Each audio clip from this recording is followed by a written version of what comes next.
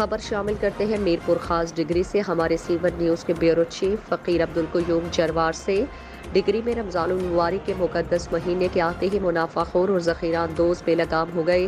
Degree इंतज़ामिया की नाअहली और बद इंतज़ामी के बाइस शहरियों के लिए रमज़ानुल मुबारक की सहरी और इफ्तारी करना एक कड़ा इम्तिहान बन गया, जबकि डिग्री की इंतज़ामिया मुनाफाखोरों और ज़ख़ीरा अंदोज़ों के सामने बेबस दिखाई देती है।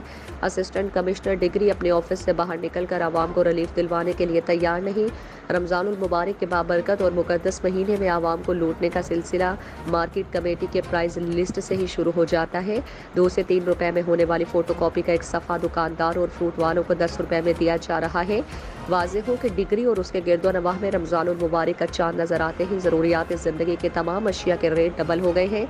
शहरियों ने डिप्टी कमिश्नर मीरपुर खास समेत आला हुकाम से मुतालबा किया है कि वो डिग्री के शहरियों को मसनूई महंगाई से निजात दिलवाने के लिए अपना किरदार अदा करें।